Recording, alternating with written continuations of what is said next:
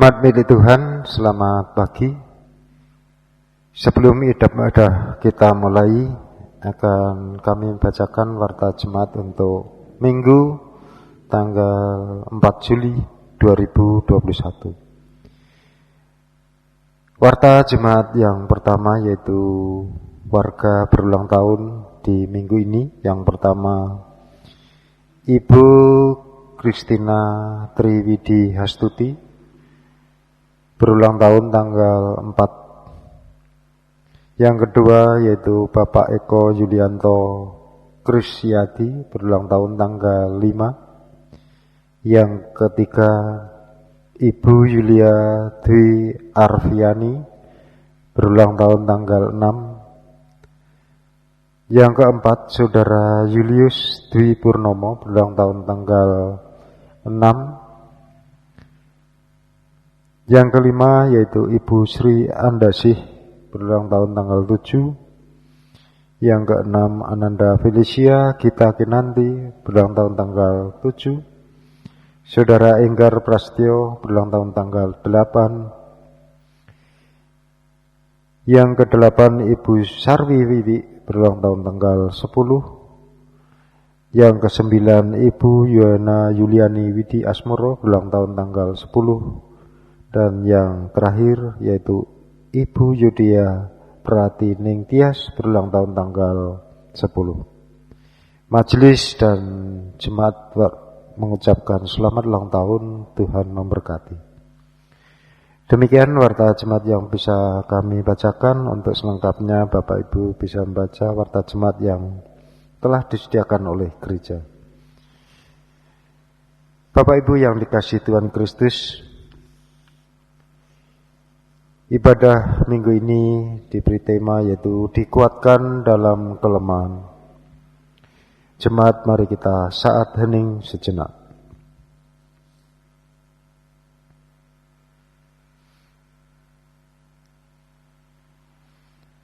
Jemaat, kami undang bangkit berdiri. Mari kita awali ibadah ini dengan memuji dan memuliakan nama Tuhan melalui kidung jemaat nomor 3. Bait yang pertama, kami puji dengan riang.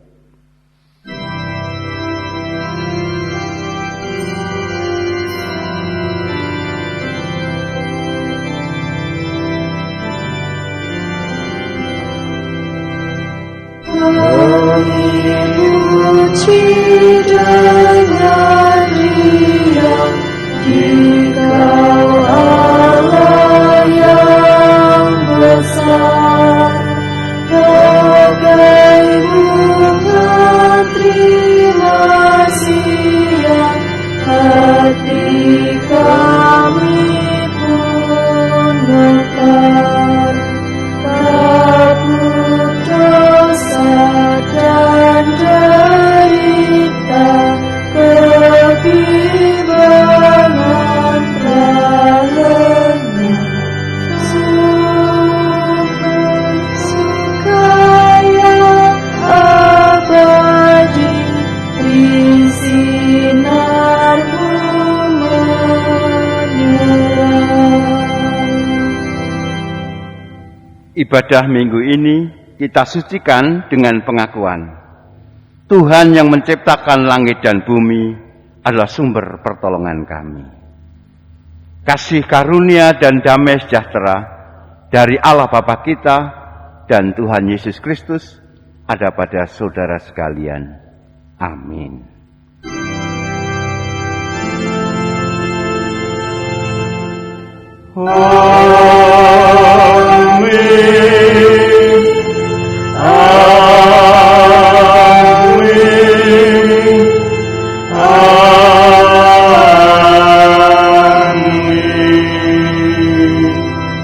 Dipersilahkan duduk.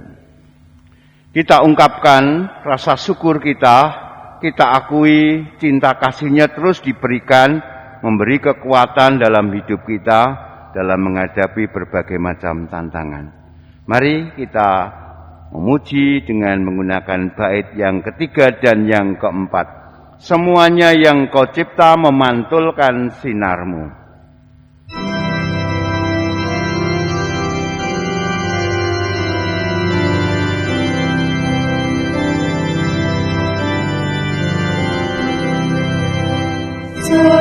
semuanya yang Kau cipta memantulkan sinar-Mu. Para surya naikkan puji bagi-Mu. Padang hutan dan samudra, bukit gunung dan lembah, meresaplah bergembira, ngajak kami pun serta.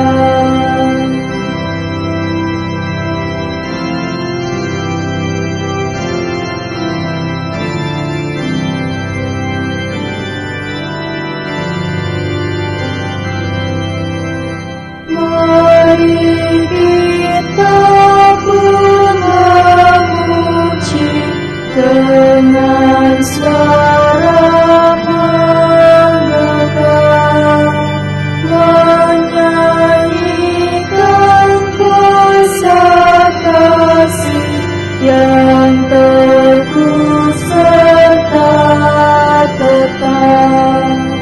Kita maju dan bernyanyi, jaya walau diserang. Ikut mengagungkan kasih dalam lagu pemenang.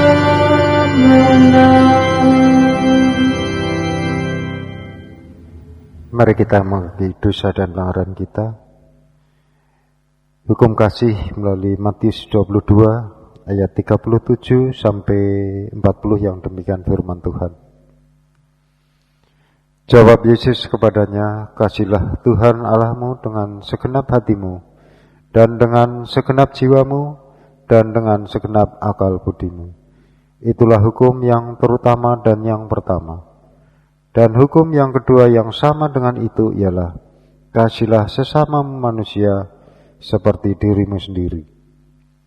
Pada kedua hukum inilah tergantung seluruh hukum Taurat dan kitab para nabi. Jemaat milik Tuhan, melalui hukum kasih ini tentu kita belum bisa mampu untuk melaksanakan dengan sempurna. Untuk itu mari kita menyesali dosa dan pelanggaran kita melalui Kidung Jemaat 32 ayat bait pertama dan kedua. Kulihat salibmu.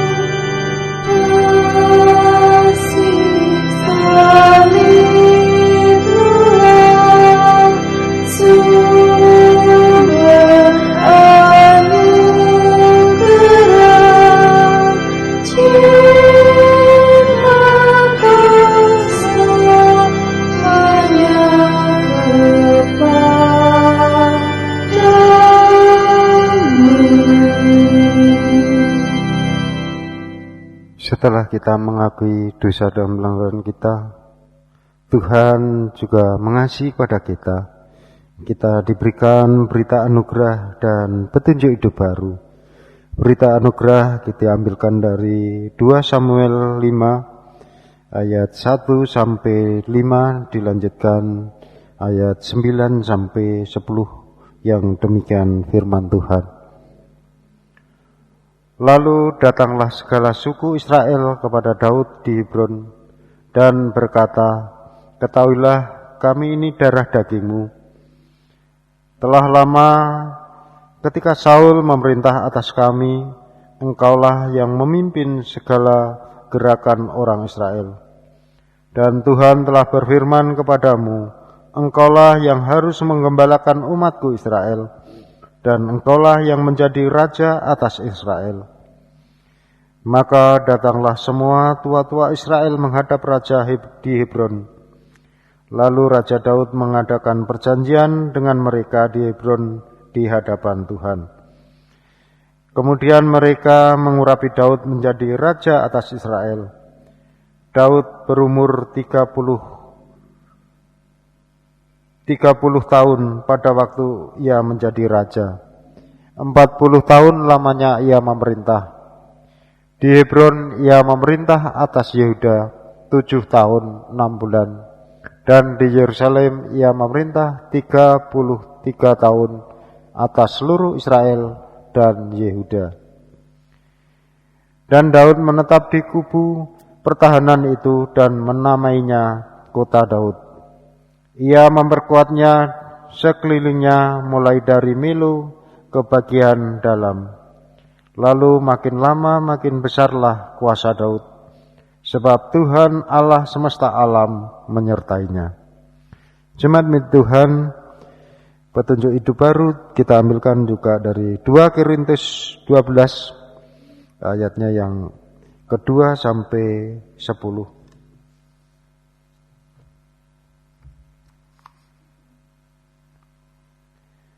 Aku tahu tentang seorang Kristen 14 tahun yang lampau, entah di dalam tubuh aku tidak tahu, entah di luar tubuh aku tidak tahu. Allah yang mengetahuinya. Orang itu tiba-tiba diangkat ke tingkat yang ketiga dari surga. Aku juga tahu tentang orang itu, entah di dalam tubuh, entah di luar tubuh. Aku tidak tahu, Allah yang mengetahuinya. Ia tiba-tiba diangkat ke Firdaus, dan ia mendengarkan kata-kata yang tak terkatakan, yang tidak boleh diucapkan manusia. Atas orang itu aku hendak bermegah, tetapi atas diriku sendiri aku tidak akan bermegah, selain atas kelemahan-kelemahanku. Sebab sekiranya aku hendak bermegah juga, aku bukan orang bodoh lagi, karena aku mengatakan kebenaran. Tetapi aku menahan diriku, supaya jangan ada orang yang menghitungkan kepadaku lebih daripada yang mereka lihat padaku atau yang mereka dengar daripadaku. Dan supaya aku jangan meninggalkan diri karena pernyataan-pernyataan yang luar biasa itu, maka aku diberi suatu duri di dalam dagingku, yaitu seorang utusan iblis untuk menggecok aku, supaya aku jangan meninggikan diri. Tentang hal itu aku sudah 3 kali berseru kepada Tuhan, supaya utusan iblis itu mundur daripadaku. Tetapi jawab Tuhan kepadaku, cukuplah kasih karunia-Ku bagimu, sebab justru dalam kelemahanlah kuasaku menjadi sempurna. Sebab itu terlebih suka aku bermegah atas kelemahanku, supaya kuasa Kristus turun menaungi aku. Karena itu aku senang dan rela di dalam kelemahan, di dalam siksaan, di dalam kesukaran, di dalam penganiayaan, dan kesesakan oleh karena Kristus. Sebab jika aku lemah, maka aku kuat.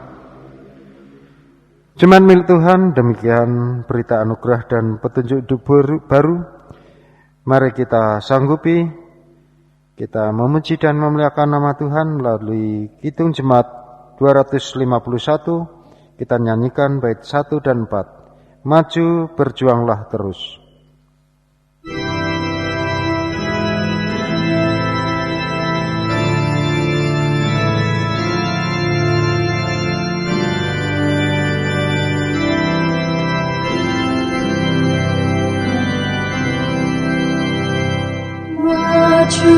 Berjuanglah terus, Kristuslah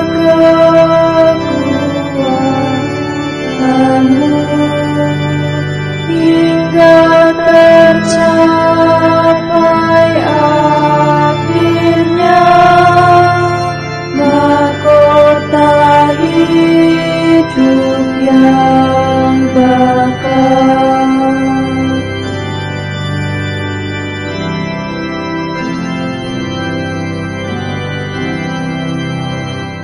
Jangan gentar, percayalah, Kristus pengasih umatnya.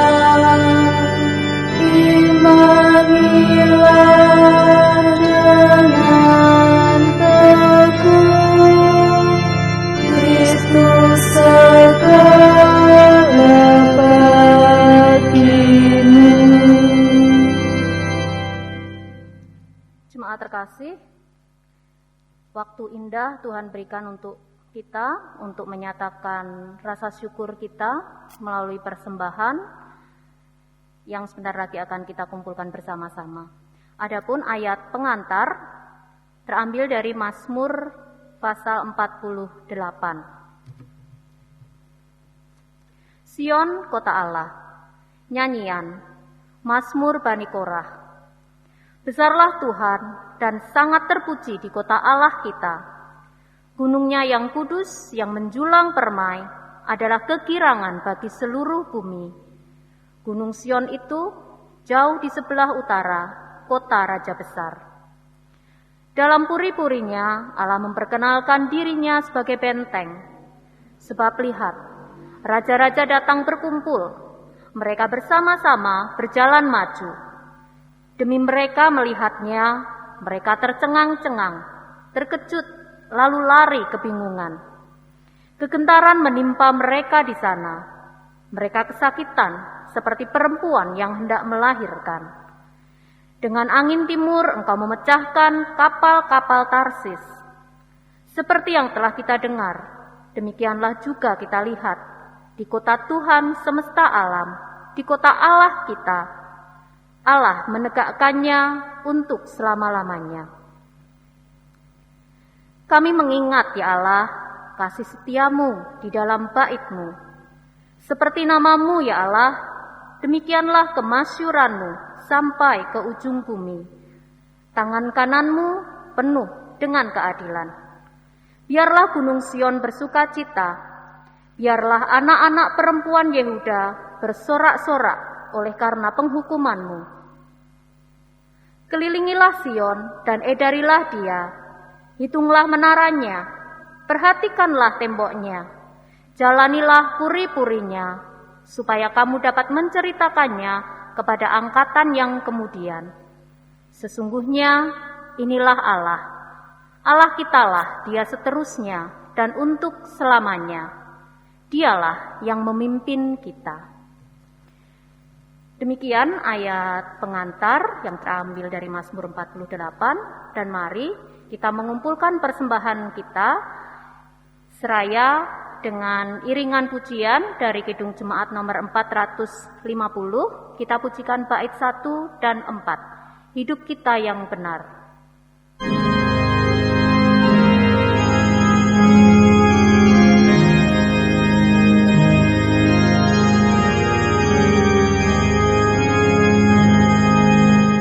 Hidup kita yang benar harus selalu mengucap syukur dalam Kristus bergema, janganlah terkabur.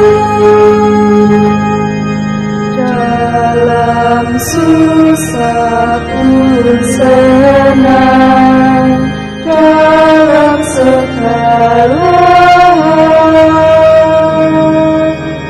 aku bermasmur dan ucap syukur, itu kehendaknya.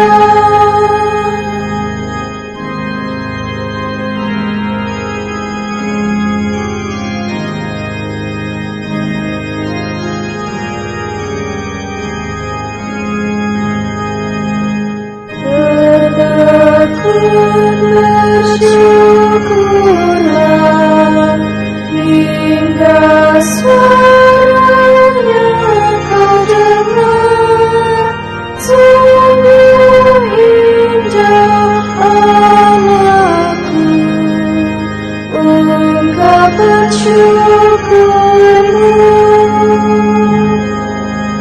Dalam susah pun senang, dalam segala hal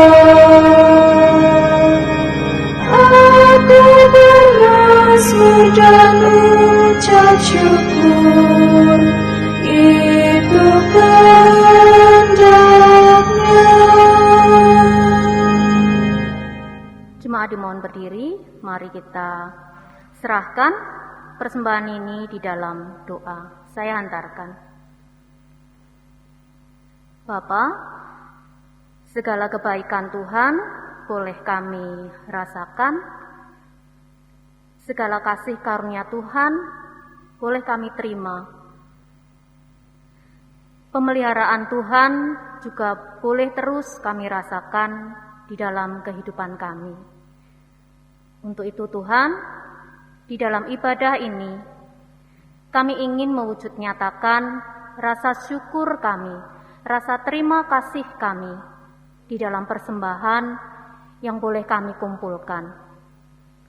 Tuhan, kiranya Tuhan berkenan memberkati, berkenan menyucikan, berkenan menerima persembahan yang boleh kami kumpulkan, juga persembahan dalam bentuk lain, kiranya Tuhan boleh menerimanya juga.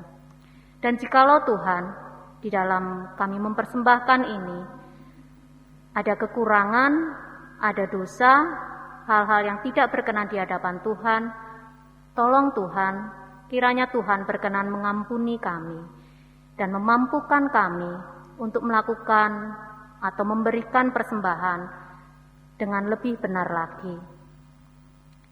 Tuhan Yesus, berkat Tuhan berupa firman sesaat lagi akan kami terima melalui Bapak Pendeta kami. Tuhan tolong mampukan kami agar kami boleh menerima firman itu secara benar, dan terlebih lagi Tuhan juga membantu kami, memampukan kami agar kami boleh melaksanakan firman itu secara nyata di dalam kehidupan kami. Tolong kami Tuhan. Dan Tuhan, sepenuhnya ibadah ini kami serahkan hanya di dalam tangan kuasa Tuhan.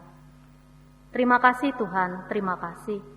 Hanya di dalam nama Tuhan Yesus Kristus Juru Selamat kami boleh mengucapkan syukur dan berdoa. Haleluya. Amin. Jemaat disilakan duduk. Jemaat milik Tuhan, bacaan Injil kita terima melalui kesaksian Injil Markus pasal 6 ayat 1 sampai dengan 13. Injil Markus pasal 6 ayat 1 sampai dengan 13. Kemudian Yesus berangkat dari situ dan tiba di tempat asalnya. Sedang murid-muridnya mengikuti dia. Pada hari Sabat, ia mulai mengajar di rumah ibadat, dan jemaat yang besar takjub ketika mendengar dia, dan mereka berkata, dari mana diperolehnya semuanya itu? Hikmat apa pulakah yang diberikannya kepadanya? Dan mujizat-mujizat yang demikian, bagaimanakah dapat diadakan oleh tangannya?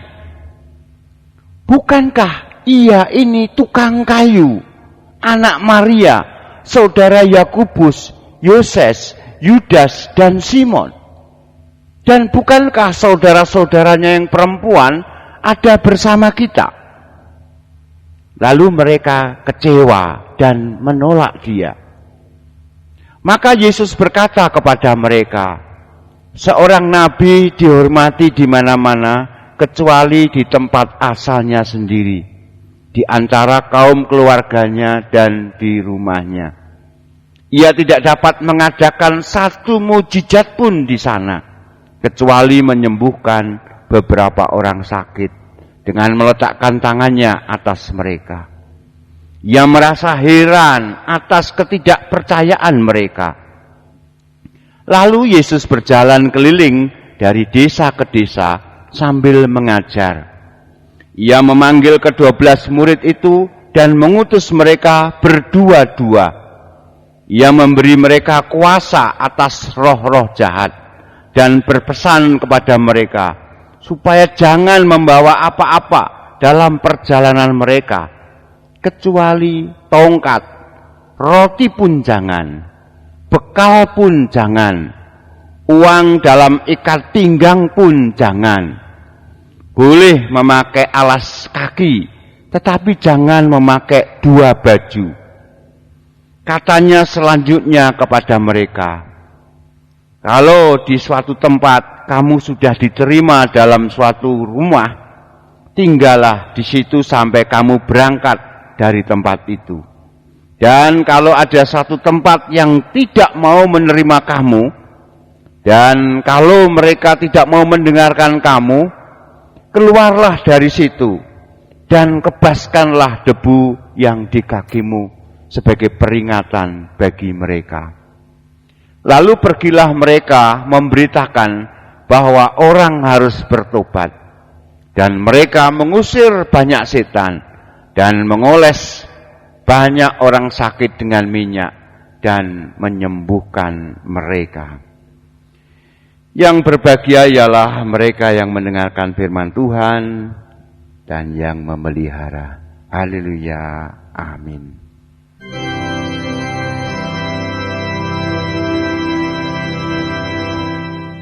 Haleluya. Haleluya.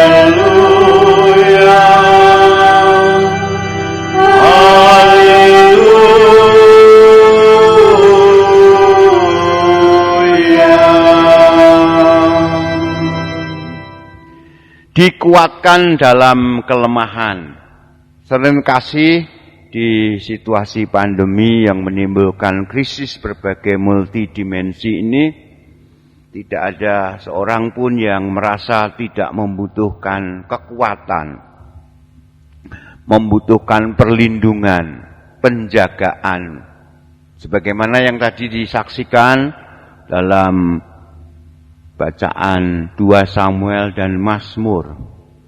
Di 2 Samuel diceritakan di sana ketika memerintah Daud berusia 30 dan memerintah sampai 40 tahun, artinya sampai usia 70 tahun.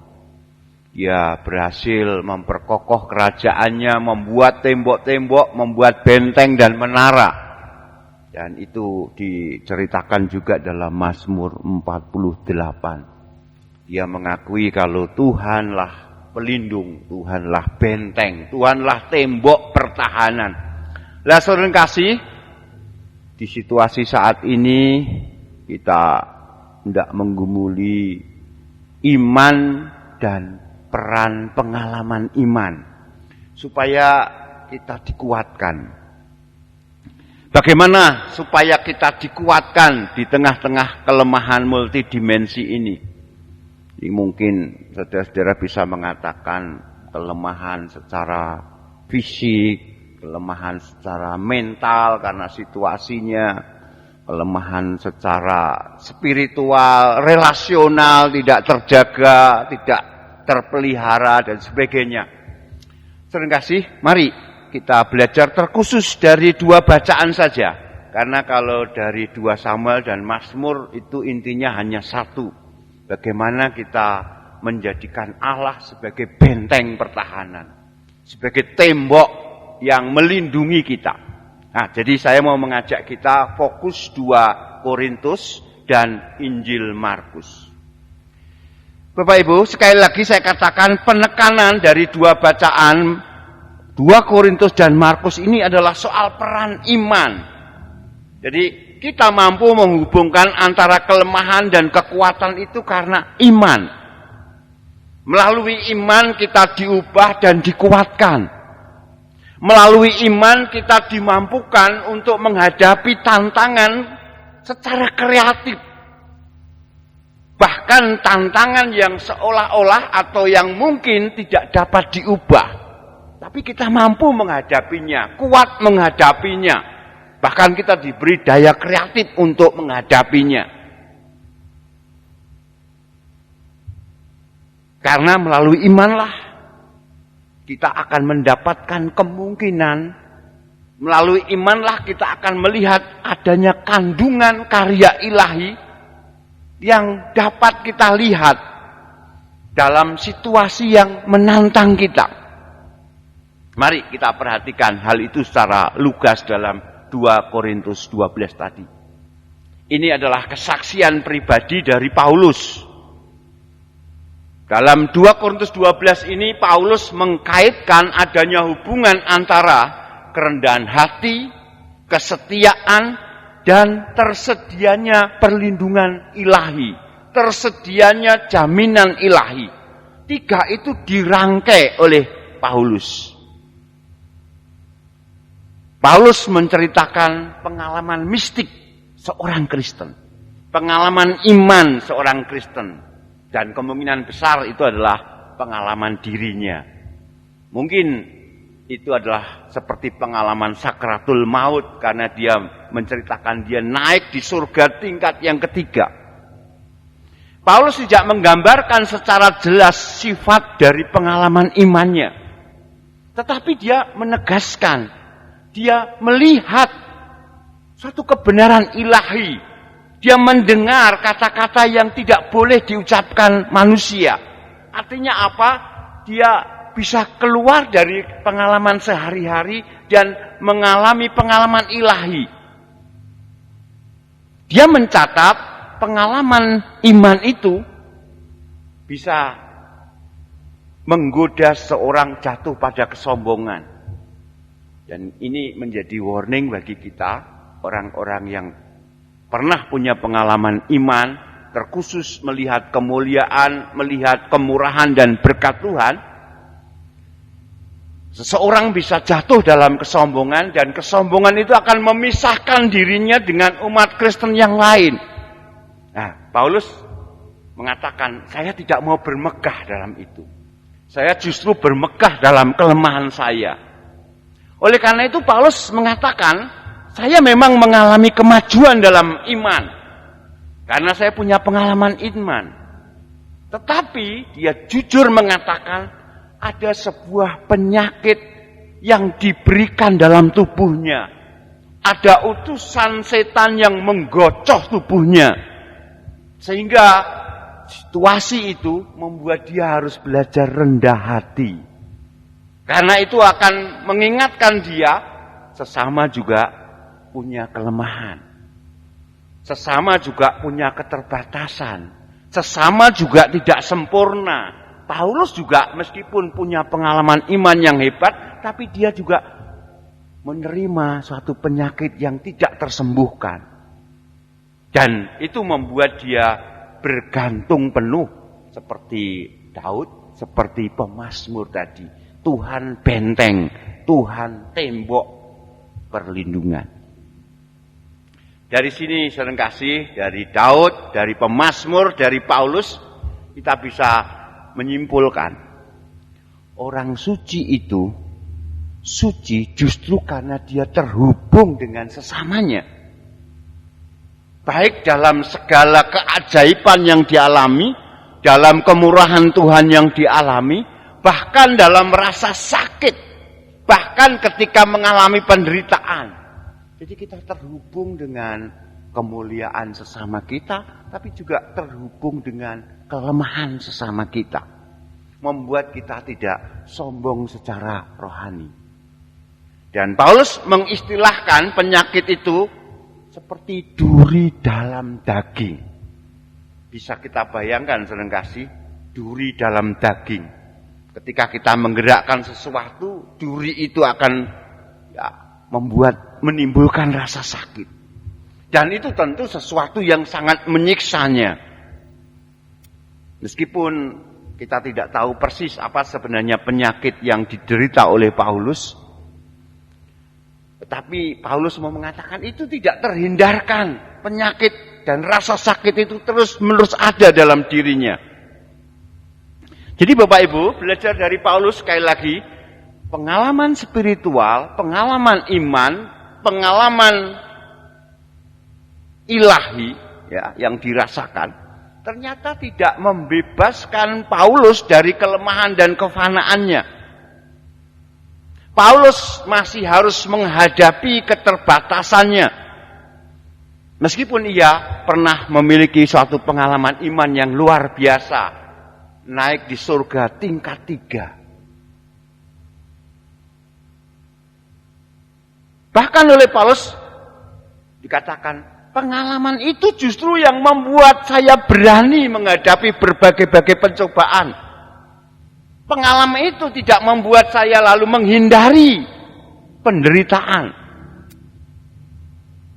Terima kasih. Tentu saja Paulus berusaha untuk mengobati sakitnya, untuk mencari kelegaan dari penyakitnya. Tapi faktanya penyakitnya tetap ada. Nah, sering gak sih? Dalam Kristus Yesus, adanya penyakit, adanya keinginan Paulus untuk sembuh, tentu menimbulkan pertanyaan-pertanyaan teologis bagi kita. Dan pertanyaan itu tidak mudah kita jawab. Apakah memang Tuhan menghendaki agar Paulus terus-menerus menderita? Sama seperti kita. Ketika kita sudah memohon, sudah berdoa, tapi tidak juga mendapatkan pertolongan, tidak mendapatkan kesembuhan. Apakah memang itu menjadi kehendak Tuhan? Apakah ini semacam penyakit kronis yang memang sudah betul-betul tidak bisa disembuhkan? Mungkinkah Tuhan memilih untuk tidak membebaskan Paulus? Dia tidak melakukan untuk membebaskan Paulus. Nah, sekali lagi faktanya seperti kesaksian Paulus tadi, Paulus tidak menerima penyembuhan atas penyakitnya. Yang tadi dikatakan tidak dapat disembuhkan. Tapi menarik, bagi Paulus, kasih karunia Allah sudah cukup baginya. Ini rasa syukur yang luar biasa. Jadi, meskipun dia mengalami penderitaan, dia selalu mengingat pengalaman iman. Dan pengalaman itu menguatkan dirinya ketika menghadapi kelemahan. Sering gak sih? Ini rasa syukur yang dahsyat. Aku bermegah dalam kelemahan, karena dalam kelemahan aku kuat. Berapa banyak orang percaya yang menderita, lalu melupakan anugerah-anugerah yang pernah Tuhan berikan. Banyak. Dan itu membuat mereka lupa mengandalkan kasih karunia. Mereka lupa kalau sudah pernah diberkati oleh Tuhan.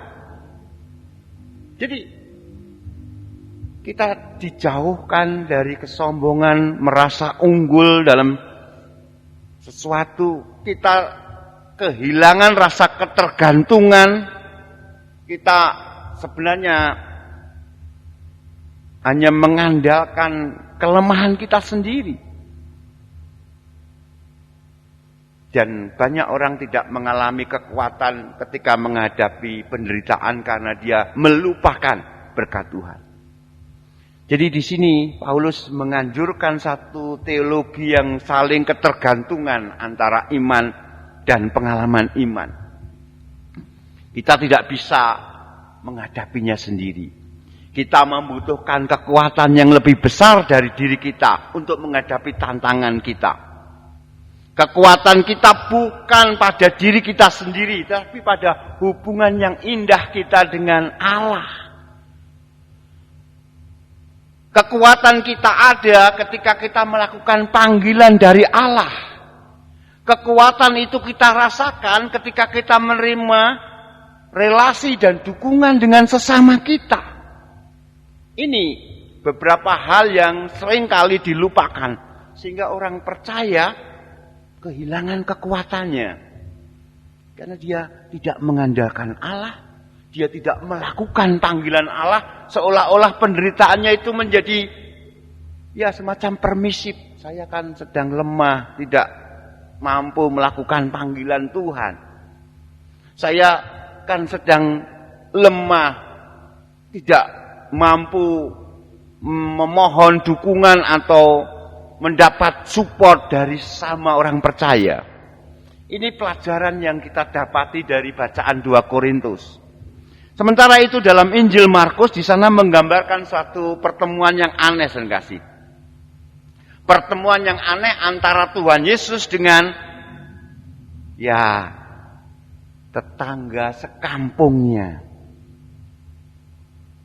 Kalau di tempat-tempat yang lain Tuhan melakukan mujizat, paling tidak dalam bacaan kemarin, dalam Markus pasal 6, ada perempuan yang pendarahan 12 tahun, ada anak Yairus yang sudah sekarat.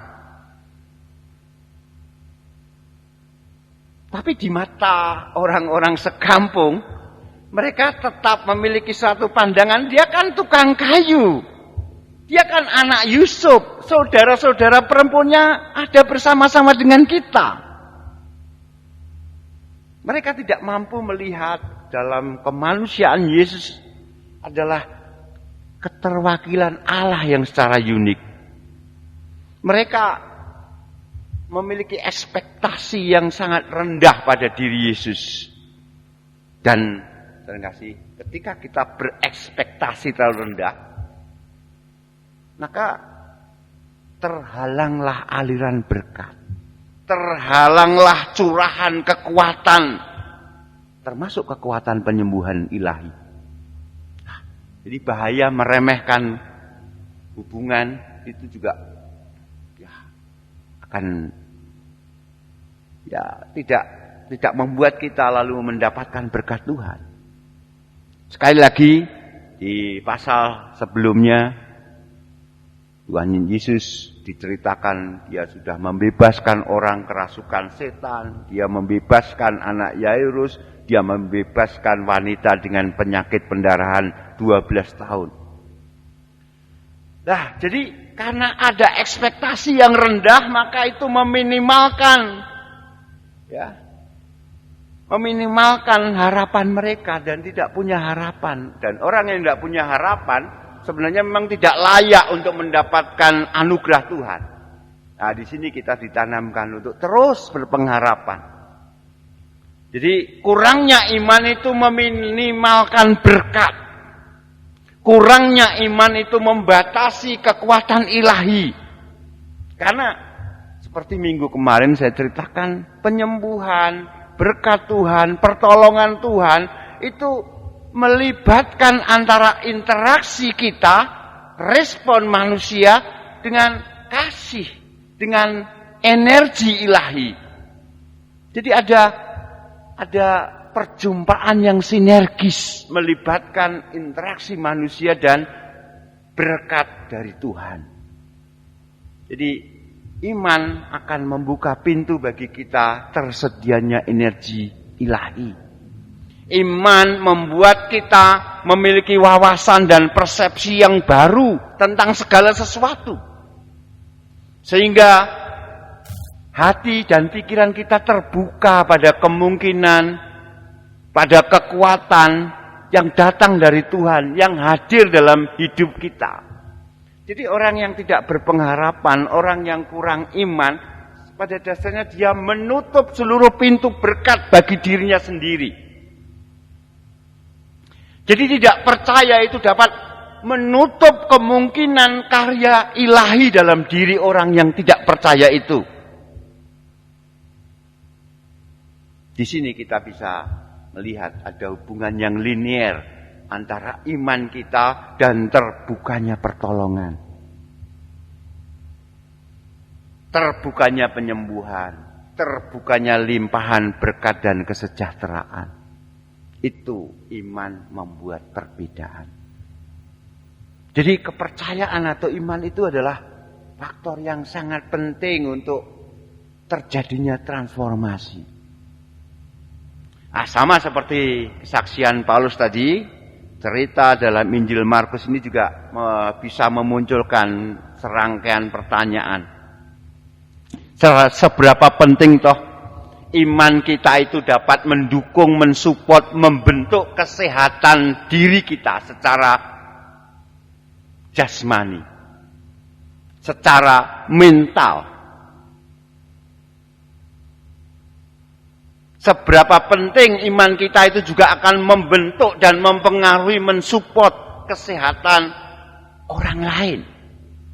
Ini menjadi pertanyaan bagi kita, pertanyaan reflektif.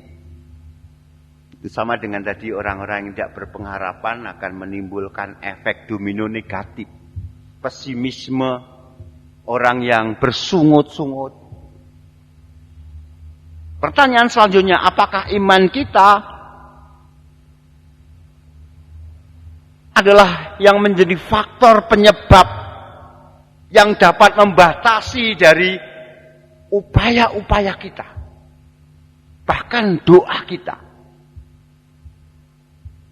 Apakah iman kita membentuk, mempengaruhi segala sesuatu secara positif atau negatif, sehingga Tuhan akhirnya terhalang atau secara bebas berkarya dalam hidup kita? Apakah ada sinkronisasi, sinergi, kemitraan antara iman kita dan kasih Tuhan bagi kita? Nah, sekali lagi sering kasih pertanyaan tadi tentu mengajak kita untuk menjawab. Kita dapat mengandalkan Tuhan seperti pemazmur tadi. Seperti Daud tadi. Karena iman kita itu akan menghasilkan perubahan secara kimiawi dalam tubuh kita, dalam pikiran kita, dalam jiwa kita, dalam relasional kita. Iman kita mempengaruhi itu semua. Jadi kita dapat mengandalkan Tuhan. Nah, setelah bertemu dengan orang sekampung, lalu Tuhan Yesus mengutus secara khusus untuk melakukan panggilan Tuhan dalam penginjilan. Tuhan Yesus memerintahkan mereka untuk mengajar dan untuk melepaskan hasilnya. Artinya tidak mau direpotkan. Yang penting berusaha, soal hasil sudahlah serahkan pada Tuhan. Jadi kadang-kadang kita sebagai manusia melakukan segala sesuatu, apalagi kalau segala sesuatu itu positif, baik, kita selalu berprinsip siapa menabur menuai. Ya. Tuhan Yesus tadi mengatakan, sudahlah kalau kamu menginjili, kalau kamu memberitakan Injil, sudah, jangan pikirkan apapun hasilnya. Jadi mereka diminta untuk terus maju dalam kesederhanaan. Oleh karena itu tadi tanpa bekal. Supaya apa? Supaya tetap mempercayai Allah. Supaya tetap bergantung kepada Allah. Mereka harus menyadari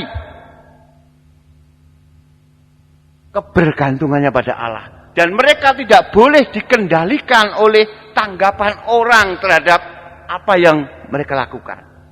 Jadi hidup kita itu seringkali repot karena seringkali responsif terhadap tanggapan orang. Kalau kata Tuhan tadi, ya sudah maju terus, lakukan pekerjaan Allah, pekerjaan pekabaran Injil. Jangan peduli begitu intens pada apa kata orang, apa komentar orang. Sebab Allah sedang bekerja dalam kehidupan para murid. Oleh karena itu para murid diminta terus maju dalam iman. Karena itu untuk kebaikan mereka sendiri. Jadi Bapak Ibu, mereka tidak boleh memikirkan apa yang namanya kegagalan, apa yang namanya ketidakpedulian orang lain, apa yang namanya skeptisisme orang lain. Mereka tidak boleh fokus pada itu. Mereka harus tetap mempercayai Allah, apapun hasilnya. Oleh karena itu mereka terus melakukan perjalanan dengan berani membuang beban emosional, beban spiritual dan sebagainya. Karena itu akan menghalangi panggilan. Jadi murid Tuhan harus tetap fokus pada kemajuan. Nah, saudara kasih, kesimpulannya, iman dapat memperkuat hidup kita. Iman memang bukan sihir atau sejenisnya. Namun iman membuka pintu ke perspektif dan cakrawala yang baru. Iman membuka adanya inspirasi dan energi ilahi yang dapat mengubah sel-sel dalam diri kita, entah itu tubuh maupun jiwa kita. Dan iman pula yang memungkinkan kita untuk menghadapi hal-hal yang mungkin tidak bisa kita tanggung, karena kita memiliki iman. Kuatlah di tengah-tengah kelemahan. Amin. Saat teduh untuk kita.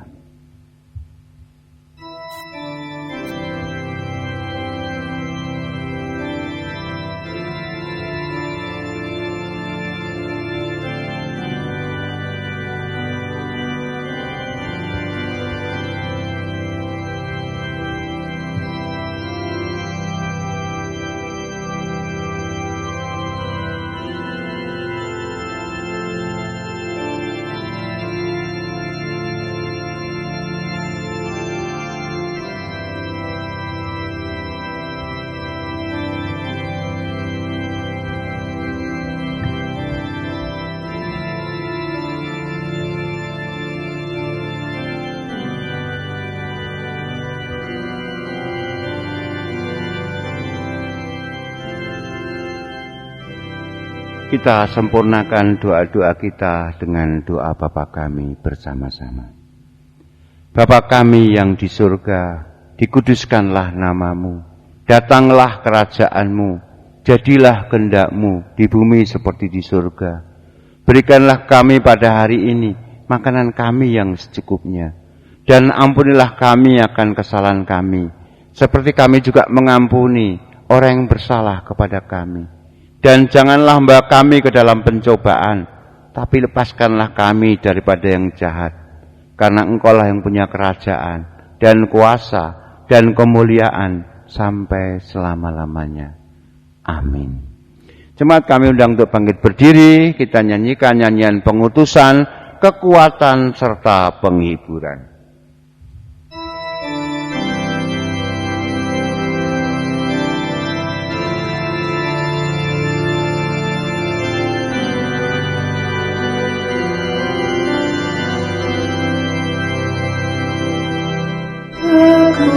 Kekuatan serta penghiburan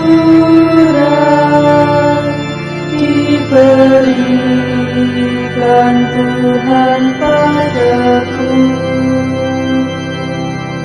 Tiap hari aku dibimbingnya, tiap jam dihibur hatiku, dan sesuai dengan hikmat Tuhan, ku diberikan apa yang perlu, suka dan derita bergantian, memperkuat imanku.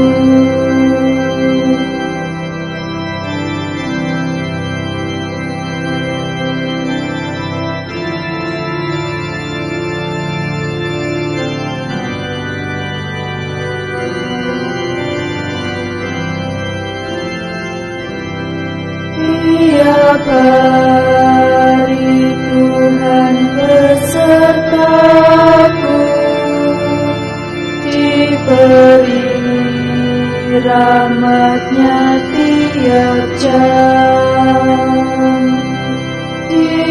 angkatnya bila aku jatuh, dihalaunya musuhku kejam. Yang sesuai rasa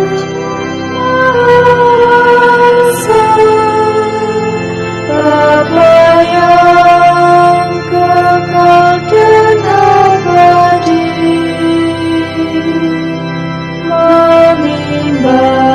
mengimbangi duka dengan suka dan menghibur yang sedih. Jemaat milik Tuhan, mari kita nyatakan pengakuan iman rasuli secara bersama-sama. Mari. Aku percaya kepada Allah Bapa yang Maha Kuasa, Khalik langit dan bumi, dan kepada Yesus Kristus, anaknya yang tunggal, Tuhan kita, yang dikandung daripada Roh Kudus, lahir dari anak darah Maria, yang menderita di bawah pemerintahan Pontius Pilatus, disalibkan, mati dan dikuburkan, turun ke dalam kerajaan maut. Pada hari yang ketiga, bangkit pula dari antara orang mati, naik ke surga, duduk di sebelah kanan Allah, Bapa yang Maha Kuasa, dan akan datang dari sana untuk menghakimi orang yang hidup dan yang mati. Aku percaya kepada Roh Kudus, gereja yang kudus dan am, persekutuan orang kudus, pengampunan dosa, kebangkitan daging, dan hidup yang kekal. Jemaat kekasih, terimalah berkat Allah. Tuhan memberkati saudara dan melindungi saudara. Tuhan menyinari saudara dengan wajah-Nya dan memberi saudara kasih karunia. Tuhan menghadapkan wajah-Nya kepada saudara dan memberi saudara damai sejahtera. Amin.